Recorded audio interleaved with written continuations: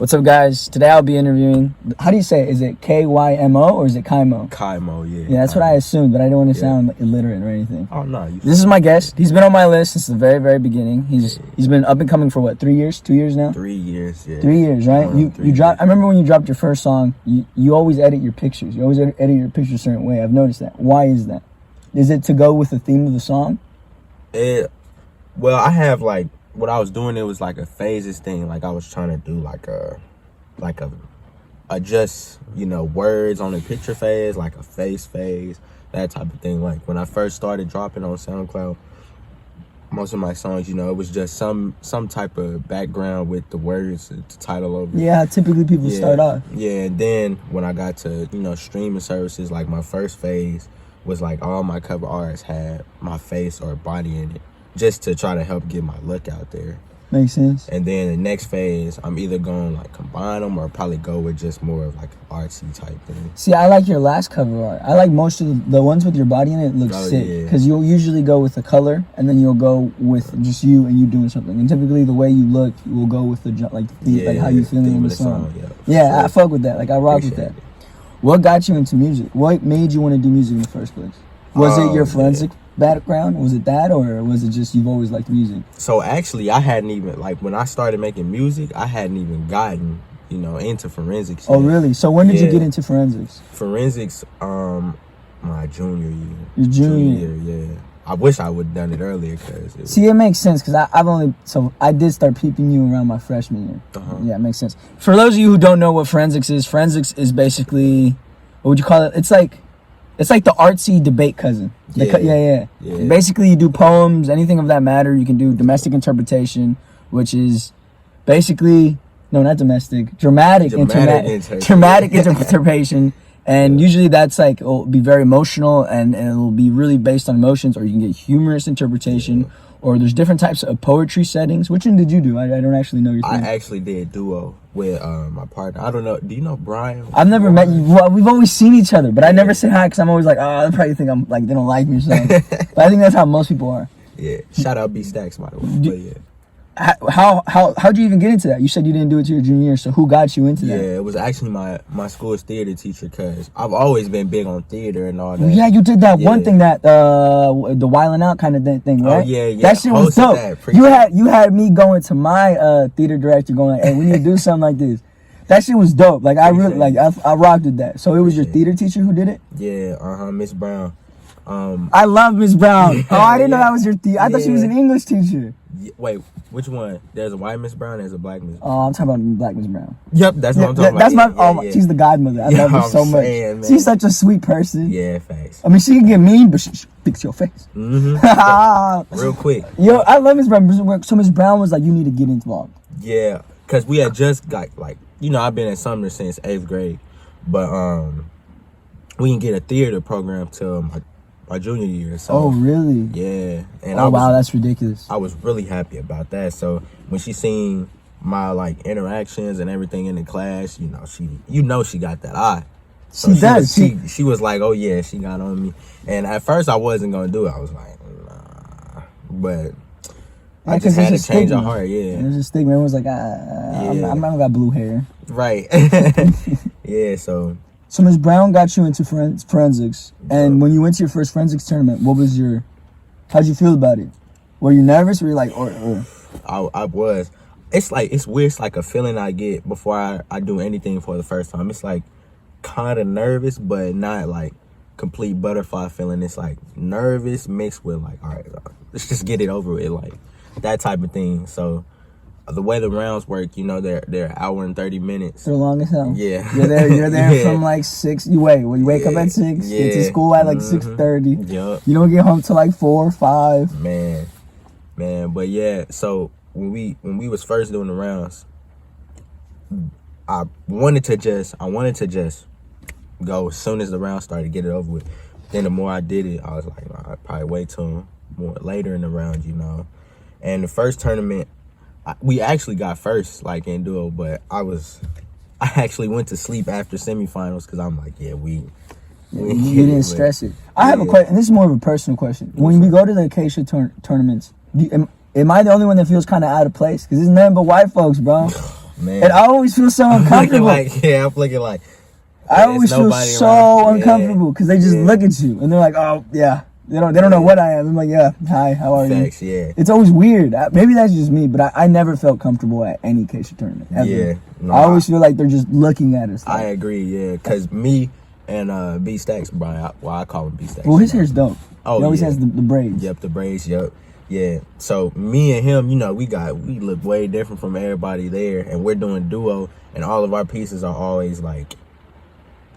It's like something real, like like this year our piece was about this kid. His older brother had got killed, like murdered, and he was right there. It was a shootout, and the whole thing is like I'm the little brother, and B Stacks plays the older brother's ghost, and he's like, shit, that's dope. I should have lined in. Yeah, so and like throughout the piece, he's trying to remind me of the rules we created when we was little, like, don't cry when something happens, get revenge, somebody killed your brother, and basically I'm trying to decide throughout the whole thing if I want to go follow through with it and go get revenge, because I didn't read the whole book, but I kind of like doing that with my pieces. Like, you like yeah, what's the word? It's like you can take your own interpretation, or not interpretation. There's a word for that. There's a word for when you're just doing it like freestyle. Yeah, it's like, I don't want to say improv. It is improv. It is improv. Yeah. Damn near, because it's not funny, but it is. Yeah. So you're acting. You have a role in a TV show, right? Yeah. Mm-hmm. Does forensics play a big role in you getting there, or like in you being able to act, or do you think you've always had the chops for acting? Well, I've always been into acting. But I feel like theater class and forensics, they did help, because I never really had like that's somewhere it always helps to have like somewhere you can just have a practice. background. Yeah, like you can have a background and practice. And like before the class and stuff, if I ever did acting or anything, it was more just like a one-timey, or I didn't really get to practice, but in the class, we was getting techniques, strategies. Yeah, because Ms. Brown, in forensics, there's this thing called being diamond. Like, you can get diamonds depending on how many times you go to nationals. Mm-hmm. And I think Ms. Brown has, she has a lot of diamonds. Like, she has a lot of diamonds. She goes to nationals every year. You qualified for nationals this year, which, congrats. You didn't get any hype about that. I didn't see any. That shit always bothers me, because people sports is cool, whatever. You work really hard physically, but forensics, you're competing with the best in the suburbs. We're competing with kids in the suburbs, which is, if you really think of it, we're really unmatched with them. So congrats on that. What did you qualify for nationals for? Duo, yeah. Duo? Oh, that would have been so dope. I was privileged enough to go to nationals with you guys, and we went to Miami. No, not Miami. We went to Fort Lauderdale. I went with Sumner. I went with Brown. And we went Neymar. I went with I went with everybody. That was fun. So how did you get the role that you got right now? How do you get the role of Dodge? How do we get there? So, it's actually kind of funny. Like, I was just scrolling on Facebook, and D Bands, you know D Bands there? Yeah. I seen he had posted the flyer, so I was like, what is this? I'm thinking it's gonna be like some little, like a YouTube series or something like that. So I'm just like, oh man, might as well try out for it. Yeah, right? fuck it, why not? Yeah. Right, man. You don't lose nothing. Right, so I went to the auditions, killed it. You got the role, all right. Right, killed the audition, and my character was actually supposed to be. I ain't gonna say too much. I don't want to get myself out. But my character was actually supposed to be like just a one-time, two-time, character, just to come mess with the main. But character. They fucked with you. They fucked with you. So so they made the role bigger. So. I'm looking forward to that. Really looking forward to that, because you're doing something that you're branching out. Yeah. So now that we've talked about all the other stuff, let's talk about the music. Who inspired you? Like, I hear your sounds, and some like High Demand, you're singing, which I really like that hook. I really like it. It's really catchy. Yeah. High Demand, I'm throwing bands out my hands. Yeah. It's catchy as fuck. So who inspired you? Who would you say you've modeled yourself from, or who do you think you listened to as a kid where you got those types of influences? Well, my favorite artist is Sway Lee, over everybody, because I just like his versatility, his style, those type of things. And Tory Lanez is out there too. Tory Lanez's versatility is really underrated. Yeah. People forget that he can rap and that he can sing like Chris Brown. Yeah. Facts. And then more recently, I've been listening to a lot of Party Next Door. What's your favorite P&D song? I like West End District because, and I didn't know that was a song until Nipsey actually he sampled it, and I was like, hey, I like this. Sounds like Party Next Door. Let me go listen to it. Yeah. Party Next Door song is probably a little better. I ain't gonna lie. I like Nipsey's verse, but I like. What's your favorite party song? I don't know. That's a good question. I think when it comes to party, it depends on who. If you're with the girl, then you're gonna put something that's more, you know. Yeah. If you're with yourself, you're gonna put some of that hoe shit. Yeah, like I got two that's up there. I'll probably say Peace of Mind. That's a sweet one. That's Peace nice. of Mind, or maybe Recognize.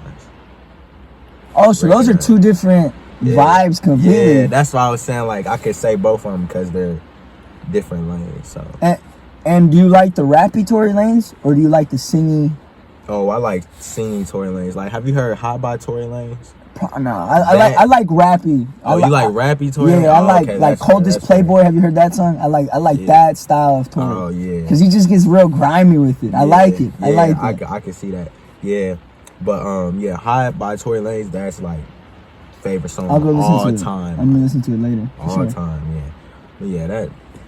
But those are like my inspiration, and Nipsey. But Nipsey, as far as like the business side, like the hustle side. Yeah, because he was a hustler. He got to his bread. Yeah, like when I'm trying to learn, I'm trying to get my head in the books. I look at a Nipsey interview, something like that. Well, if you really like the books, I think Nipsey, before he passed away, he released the books that he read. So definitely go check that out because I've read 3 of the books on that list. And they're really, really good. Oh, yeah. I can't remember the title specifically, but I'm pretty sure Art of War was on there. Art of War is a really good book by Zanzu. Have you read it? I haven't. Recommend it. It looks like a big book, but some of the pages only have a sentence on them. So it's like from like before Christ type of shit. Like this is where they get the quote, keep your friends close and your enemies closer. It's that book. Oh. Yeah. So it's that. It's like Art of War is a really, really good book. So how do you feel like going to Sumner Academy has affected you as a man, like as a person? Because obviously that's a big accomplishment. You're going to a school that the regiment is a lot harder than everywhere else around you. So how do you feel Sumner affected you? In terms of your work ethic, maybe. Work ethic? Well, it definitely helped me with time management. That I would say, because you gotta juggle a lot. Like with me, I was. You were playing football. I seen you play football 4 times, like in person. Yeah. I also saw your boy Dominic. I went to the Sumner versus Wyandotte game this year. Yeah. And I went to every Sumner versus Harmon game, all of them, like all of them. Okay. Yeah. No. I see your boy Dominic. Quarterback. Yeah, so with juggling football, being an artist, managing myself, theater, forensics. Well, forensics is the whole day thing. That's what I was shocked. I was like, how does this kid do football, forensics, and then still makes music? Because forensics is all fucking day. All day, man. Yeah, so my time, and the Sumner workload, too, I can't forget about that. It was easier this year because I got my requirements done early, but... yeah, all that definitely helping my time. Is the homework really as hard as everyone makes it seem, or do you think it's a little over-exaggerated? I feel like it can definitely become like what everybody says it is, but it really just depends on the student. Like, there was a point my sophomore year where it was just piling up. But really, you just gotta, it kind of depends on how you want your schedule to be, because at Sumner, now we got 8 classes, but this year I only had 2 real classes because I got. So the rest were electives. Yeah, rest were electives because I got sophomore year I did all my stuff. Like I got all my stuff, all my remaining requirements out the way. So that's why my workload was so heavy. Also, you was just chilling at the end. Yeah, so I was just chilling. But what was you? No, I was gonna say the support from Sumner. How was that like? Because obviously they're really supportive of you. They're in some of your music videos as well. Yeah. So how do you feel like they were really supportive, some of your peers at Sumner, or do you think they were more like judgmental? How do you feel they received your music?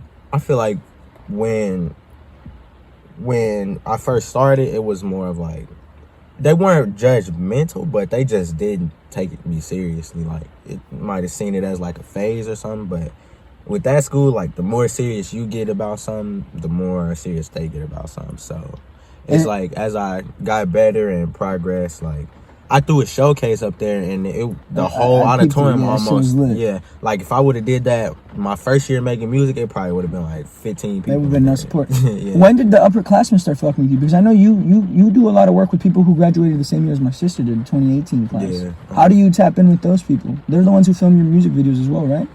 Yeah. I actually made my first song. Well, Dion McInfinity, I recorded my first song with him. That's like big bro, and that was his class. So just working with him kind of introduced me to that class more, because him, Chief, JoJo, I was all looking up to them. Yeah, I've seen that. So, I've peeped that. Yep. So just like getting to work with them, being in the same room with them and stuff, it was always cool. And they're really, really smart dudes. And I think where's JoJo studying at? JoJo, I don't think he's not. And the other one is in New Orleans, right? Yeah, Dion goes to New Orleans. He's in New Orleans, which I think is so fucking cool. And you're going to Chicago. You're going to be in Chicago. How is that? Like, why did you choose that school? So, some of the reasons I chose that school was because, for one, like, they have a program, music business, and that's specifically what I want to go into, because that's kind of rare. A lot of schools have business, but nobody really has music business. Yeah, and I'm studying that, specifically artist management. So going to Chicago, where the music scene is already it's popping. You don't have to build nothing down there; it's already there. Lollapalooza is like right across the street from my school, so it's just the area is nice. The school, the program is nice. They have a student-run record label. Oh, really? Yeah. That. So you're gonna tap in with that as well, huh? Yeah. So you're gonna go down there predominantly just to network and really study what you want to study. Yeah. You're not gonna go into something like, I want to study business and I want to do this, but you can't take this. Yeah. Makes sense. And what other offers did you have? I mean, you're really good at football. You're going to Sumner, so that already gets you a little check mark. Why did you choose that one specifically? Was it just because of the programs that they have there, or was it also a part to do with, it's in Chicago, I'm going to Chicago? Yeah, it was surprisingly, like, it was really like the little things, like, I'm a person, like, I looked at everything about the school, like, even the dorms, like, community dorm, like, I couldn't have done, community, just because some people are so nasty, like, I can't do it. I can't do it. And the dorms there, they're like apartment style, like furnished, that type of thing. It was things like that low-key was big in deciding too. Because you're going to be living there. That's going to be your home for the next 4 years. For 4 years, yeah. And then another thing that was really important to me is that, a lot of schools, when you go into college, you don't really get into what you're studying until later on, because you have to do an undergrad, you have to do... But freshman year, we getting right to it. So, oh, really? Yeah, we getting right to it. Oh, you're lucky. So if you wanted to, you could probably drop out the first year with the knowledge that you have and do your own thing. If you wanted to, right? Yeah, if I wanted to, but yeah, I'm probably end up tugging it out. And when do you leave to Chicago? I'm not sure on the exact dates. COVID kind of fucked a lot of things up. Yeah. A lot of things up. Yeah. Well, it didn't fuck me up. If anything, it made me work a little harder. Facts, yeah. Yeah, because I realized that everyone's just gonna be receiving content rather than doing anything. Facts, yeah. It's like there's some pluses that came with this, but the minuses are like a little over, but it just depends on how you it really depends on how you view it and what you do for a living. Because some people, they're out of jobs, they're really fucked. Like there's nothing they can do. That's an L. Again, a fat L.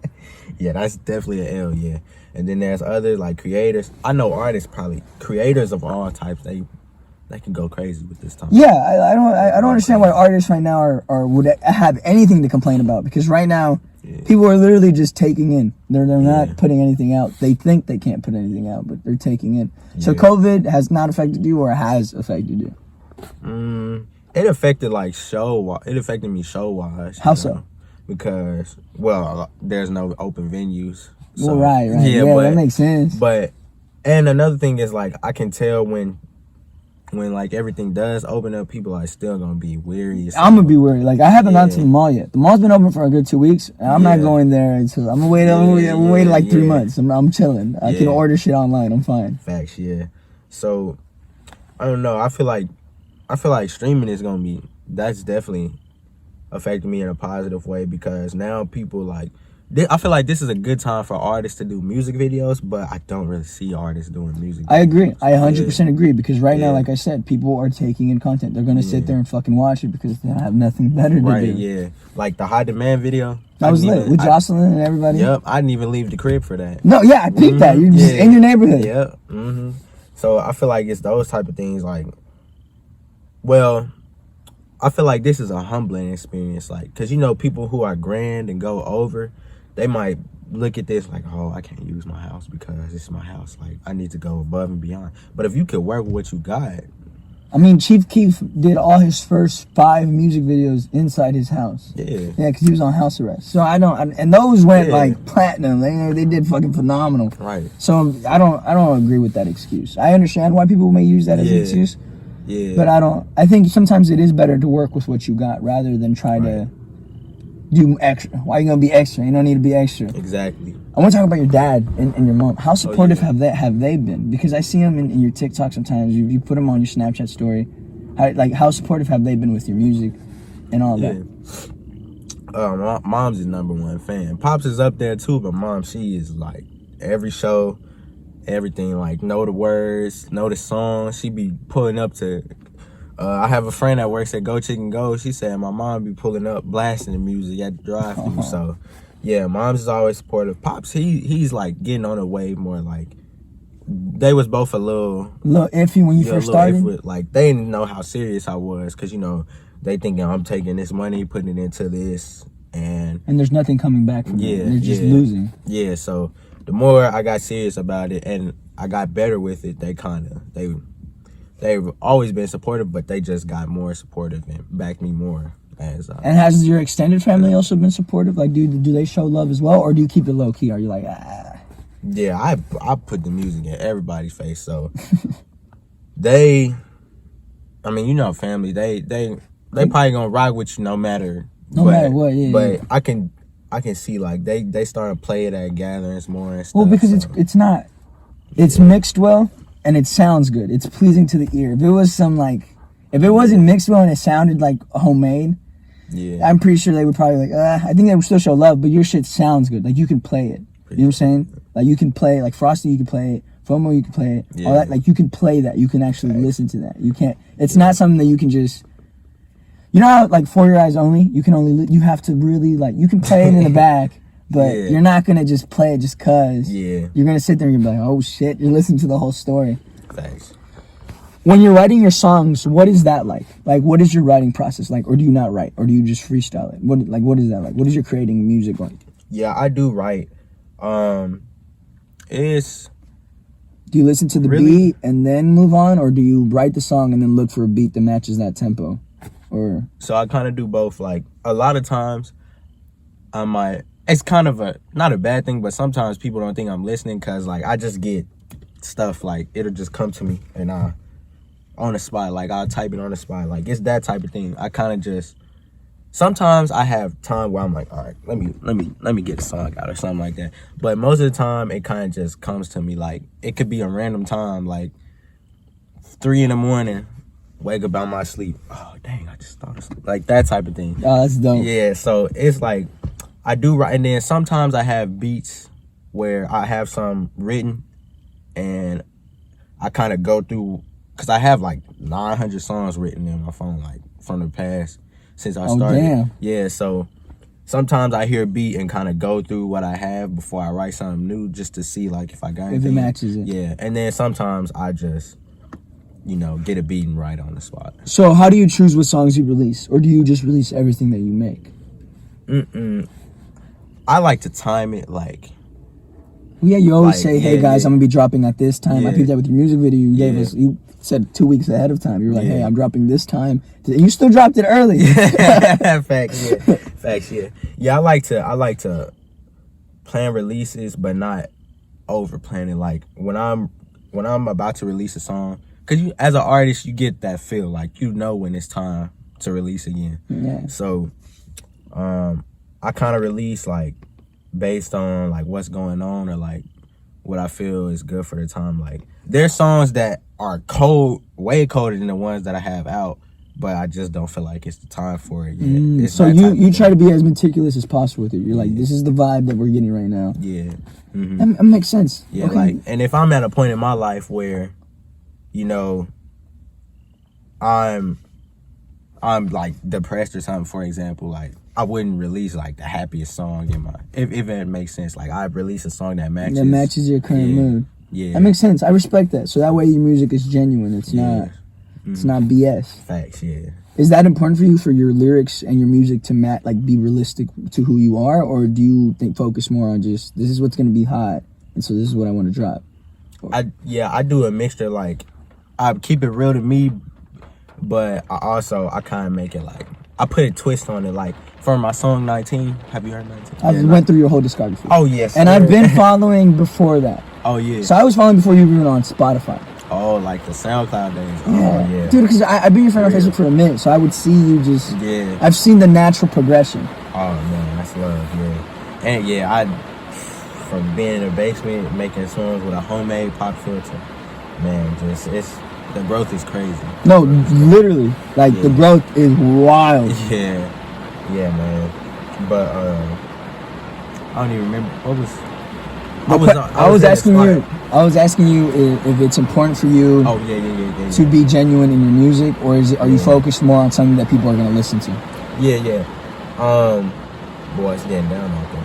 But yeah, I don't want to rap cap, you know, but I put a twist on like 19. That's why it was 19. Yeah.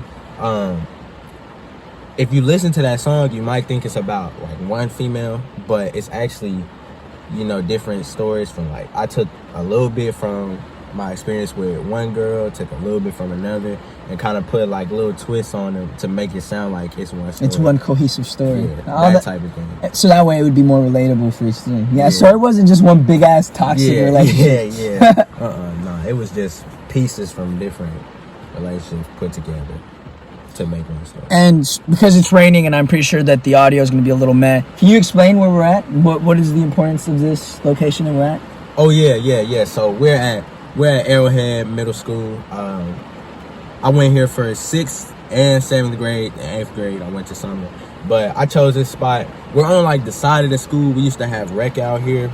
It'd be like a recess. Like I seen the soccer post. That shit looks like fun. Yeah.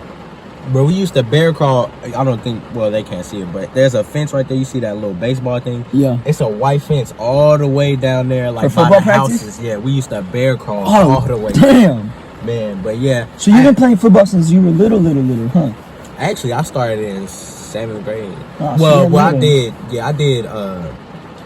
I did flag before that, but I didn't play tackle until 7th grade. Have sports always been a big part of your life, or was that something that when you got a little bigger, you were like, yeah, I want to do that? It's always been a part of my life, but it was more so like my family is athletic. Like my mom, she holds the track record for the 100-meter dash at Slavery. Oh, really? And she's had that. Oh, that's fucking dope. That's really cool. Yeah, and she's in her 50s now, and she still has the record. So, yeah. And then my uncle, he's Yo, that's a big flex. Yeah. Now, I'm not even gonna lie. He said she's in her 50s and still has the record. Yeah. Yo, that's a big ass flex. That's a big flex, man. Every time I go somewhere, can you run like your mom? First Probably. question I give. Yeah. And then my uncle, he's a strong man. So. And so are you. Yeah. So it's just, we've always been like an athletic family. And then once I got older and was able to realize like some sports I'm only good at because like of the athleticism, it kind of made me start taking it more serious and really like putting in the extra work. Is football the only sport that you like playing, or did you also do track or anything like that? I did track, but when I was younger, basketball was my favorite sport. But I wasn't really, so my problem was I thought regulation was 12 feet. So you was practicing on 12. Yeah, I was practicing on 12 feet, and when I would get in games, I would do my layups, but I'd be like really close to the rim, and I'd be trying to figure out like this doesn't happen at home. so my layups would be hard. So it'd be all the way high up. Everyone was like, "Why is this dude playing so damn hard?" Man, ball would go over the. I'd be like, "Oh man," and that's why my shot was always so hard. But if I would have realized that sooner, I probably would have been a basketball player. That's funny. That's all it took. It was just the 2 feet difference. Yeah, man. Oh, that's funny. Yeah. That's funny.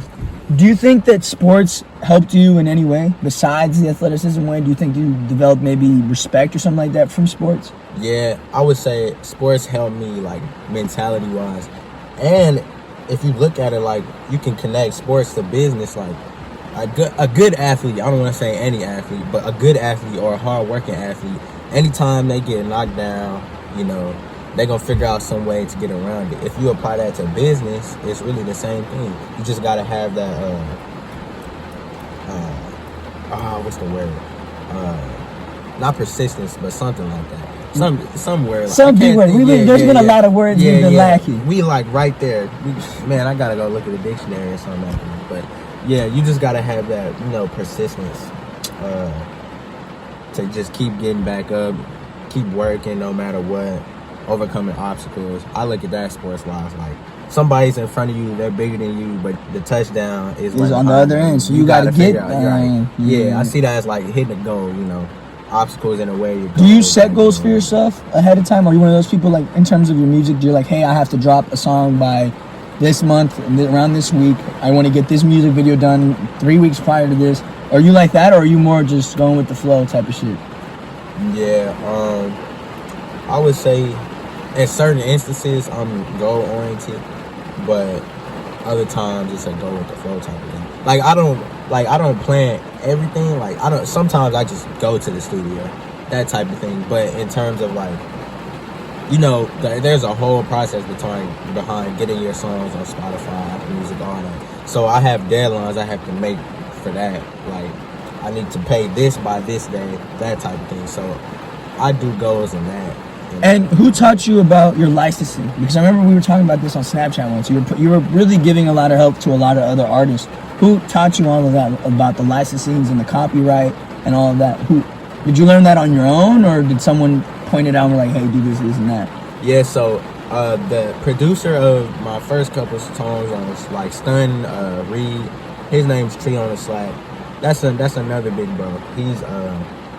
He's a little older though, like 30s. So he was telling me, he introduced me to like ASCAP, all that stuff, and then I kind of took what he had told me and started researching it, looking up. Like when I did the ASCAP, all that, I read everything, did all that myself, and that's kind of what made me want to get into music business. So you could not go into it blind. You can know what you're doing. Yeah, because I want to be the type of person to where I don't want to have to, not to say not like a pride thing or anything, but I want to be able to tell somebody how to do something if they ask me versus having to ask somebody, if that makes sense. Like if somebody asks me how to register for ASCAP, I could tell them versus being like, hold on, let me go Google it real quick, and then not really give them the proper information. Yeah, that type of thing. So. Yeah. So, how important do you think licensing and copywriting and all that is for someone coming up? Do you think that's really important, or do you think that's something they shouldn't focus on? It's very important. Like, and why is that? If you're really trying to take the next step, it's very important because it's just like it's little safety precautions. Like with music, you can drop a song and it just blow up. But if you don't have your stuff ready, you can't even get proper radio play without being registered like on song something. I can't remember the name of the website, but there's like so many little things you have. Like with ASCAP, registering with that is important because it gets you extra royalties. Like, you know, if you're a new artist, you're already not gonna be making that much. I'm not making nothing because it takes like one stream is like 0.04 cents. So you're gonna have to get a bunch of streams to even make $10. So getting all the extra royalties you need is important. And then with CD Baby, which is my digital distribution company, getting one of those is important because for one, they put your music, you know, out for you. And then two, they are so good at tracking music that when I released my first music video, because it used to be when you release until YouTube and CD Baby, they connected. So basically I have an official artist page now. But before that, they would release my songs to topics. So it would be the topic audio and then me trying to release the music video. But CD Baby would track it and ASCAP would track the song and give me a copyright claim. Not in a bad way though. That's the good thing. They was looking out. That's how they is. That's how they were. Like, you know, on YouTube, you have the requirements is before you can make money. But through CD Baby, the requirements don't matter. So I'm getting money off the music videos, and I don't have the requirements to get monetized yet. So it's those type of things they help with. And like, if you put the stunting audio in this video, YouTube is gonna track it and let me know, hey, do you know this person is using that type of thing? Oh, that's dope. Yeah. So it really is looking out. So that way you get away, you don't run into the issue that many artists like Juice WRLD ran into, where they were like, oh, that sample is not yours. Yeah. Let me get $600 million. Yeah. Oh, that's smart. Yeah. If you're registered and you register your song and all that, boom, you good. You like good. You know, in some videos, how they have it'll be at the bottom of the say music in this video. If they have that, that means it's registered. It's like the song is registered, the music in the video is registered. Yeah. And how deep in your journey into music were you before you discovered that? Was it pretty early on, or was it like pretty like a couple months in? Yeah, it was probably like, it was right before I dropped Stunt, because I wanted to make sure I had everything together. You just didn't want to get in a jam, a legal jam at that, because a legal jam would be some shit. Right. Yeah, so it was like right after I dropped my last my last SoundCloud song. Yeah. Mm-hmm. So, how do you meet the older big cats? I was in his music. I seen him in your music video with Sten. What's his name again? I forget me on that. You talking about Young Cat? No. Or Tree on the side? Yeah. Oh yeah, Tree on the side. Yeah. How do you meet the older people? Like how do you come into contact with something like that? With him, my brother and him went to school together. Oh, so it was like that type of thing. He was just looking with at him. But for the most part, it's like, you know how I was talking about Dion, you know, Chief, JoJo, they all ran together. So when you get introduced to one, you kind of meet the other. It was like that thing with the older cats too. Like, I know one of my uncles is DJ Street King, and he is a very popular DJ. He won best male DJ for the People's Choice last year, and the Kansas People's Choice. So once I met him, he took me to a couple shows. Oh, so you're tapped into the Kansas City music scene. Yeah. What are your thoughts on the Kansas City music scene? Like, do you see it popping, or do you think that in order for a Kansas artist to succeed, they do have to go to another area and just? What are your thoughts on that?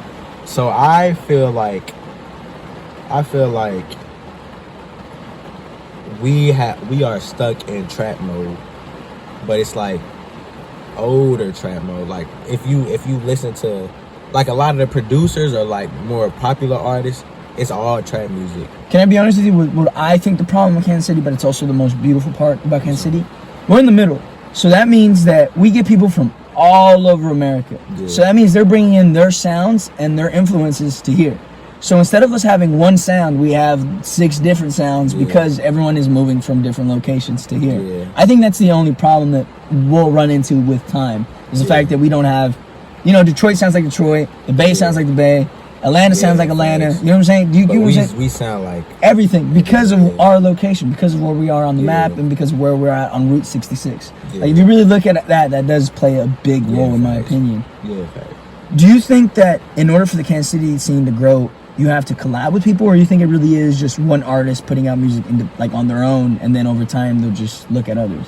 Because I noticed you don't really collab with other people like that. Yeah. I don't know. That's a thing where I feel like as much as you might, that's like something you can never really know for real.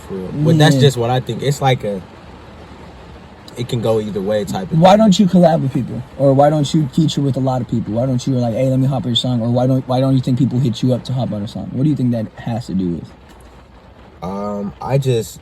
I feel like a lot of the other artists that I'm around right now, they're older than you, and for one. Yeah, that too. And another thing is just the lanes are different right now. Like, I feel like type of music I'm trying to make and the beats I'm on is like not way different, but like it's different from what other No, it's very, like. very, very different. Yeah, so I feel like it's one of those things where as long as they're still making music, we gonna be able to collab. So I don't want to rush it. Makes sense. Is there anyone that you in the city that you in the future would like to work with, or do you for the most part just right now you're just focused on you and you only? Yeah, it's definitely some people I want to work with for real. One, Kai Colors, I'm definitely gonna work with him someday. Yeah, well, I like his music. I really like his music. Like, he just sings. He's one of those singers. Come Back Home, right? Is that the song? That shit slaps. Yeah, that should go hard. Yeah. My older cousin AL, we gonna work for real.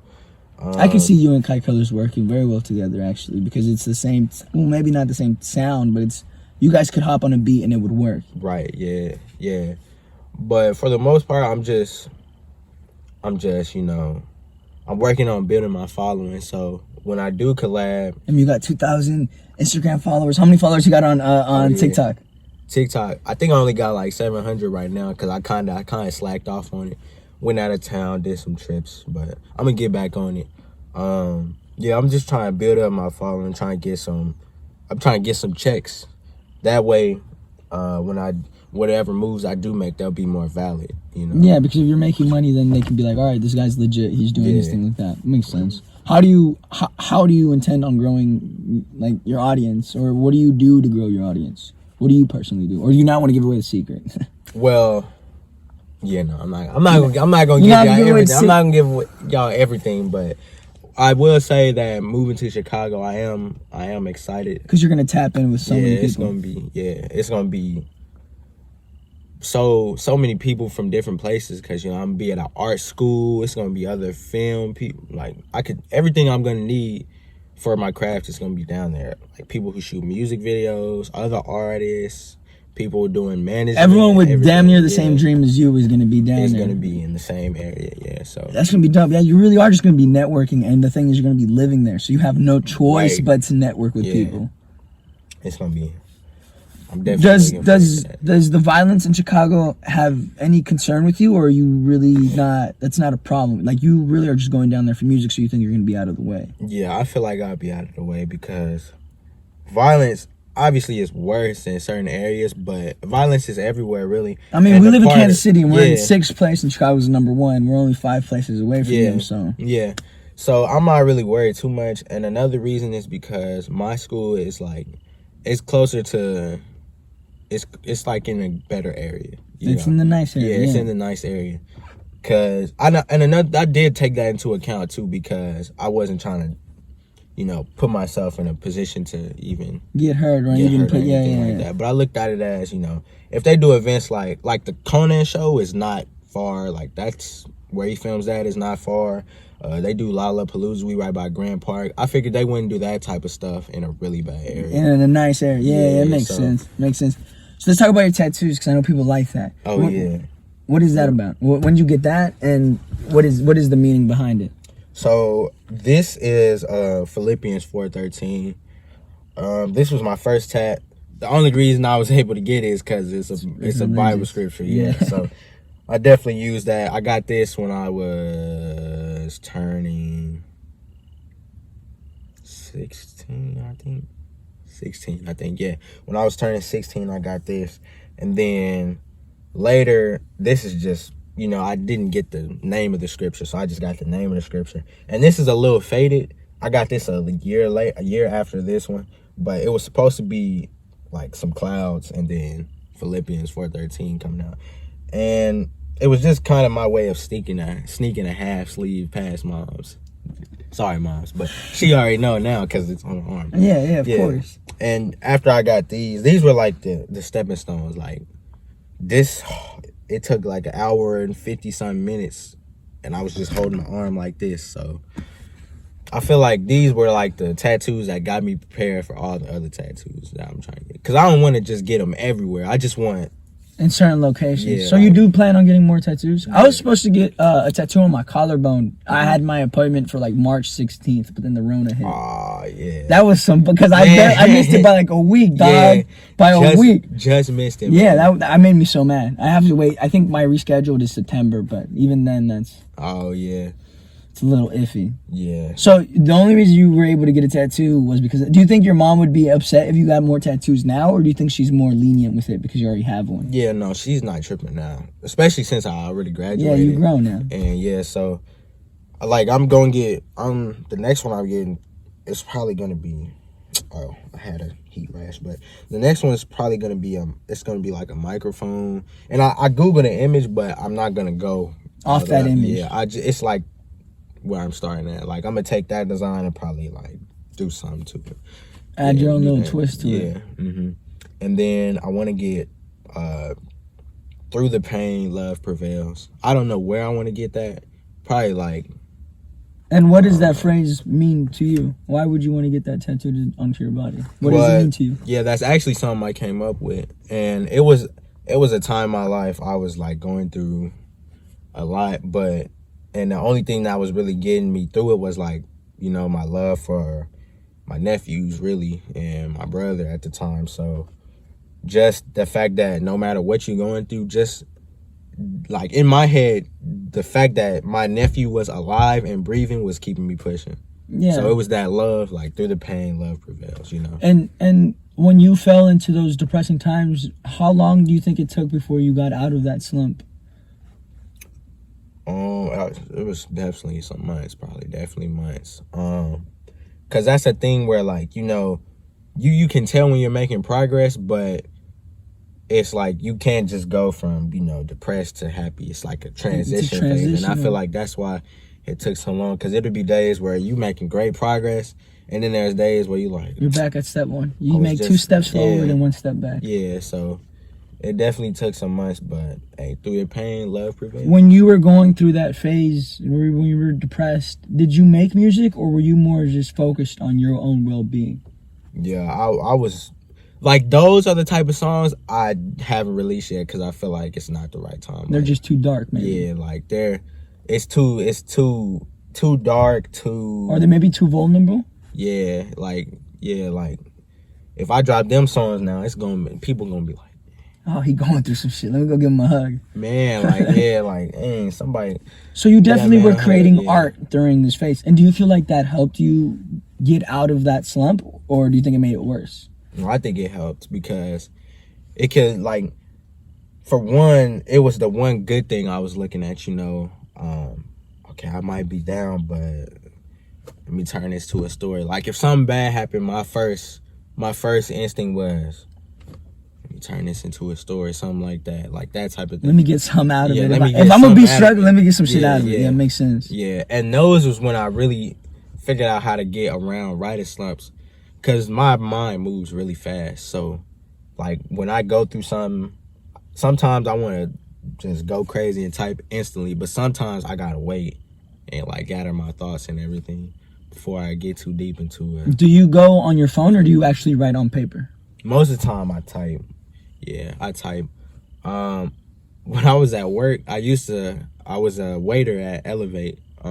It's a local restaurant, right in the 70s, by Big Lots and all that. I used to, when I was waiting for people to come in, I would write songs on my, you know, the little service pad thing. So I was writing in, but besides that, I usually type. Yeah. Is there anything that you want to plug? Is there anything that you want to get out there? We've covered a lot of shit. Yeah, we did. Yeah. KYMO 913 all socials. That's KYMO 913. Because he lives in Kansas. He's not from the Mo. You did right. Yeah, that's another thing. One of my boys, they thought the Mo standard for Mo. Yeah, I'm like, bro, my last name is Moore. Like, yeah. They thought you was repping Missouri. Like, nah, bro, it's 913 is in everything. But yeah. KYMO 913, KYMO Music on YouTube. Go check something out. I got a couple music videos. Go check him out on Spotify. Go get him some bread. Go play. Go give me some bread. Check me out on Spotify. I really, and if you're gonna check out what I like Stunning and I like High Demand. Hey, yeah, those were my favorite. Those are the ones I have downloaded. You know. I appreciate it. Yeah. So those are the ones that I find enjoyable. I wouldn't doubt that you guys would find other music enjoyable. Go check that out and show more love. And also go follow him on TikTok. Follow him on Instagram. Try to build his following. All right. Let's help him reach those goals. KYMO Music, KYMO 913, everything. Thank you, bro. I really appreciate it. We're gonna shake hands, even though we're not supposed to. Hey, we just broke guidelines. We broke literally. Hey, it was worth it. It was my pleasure. Literally. It was worth it, Thank you. All right. Bye bye.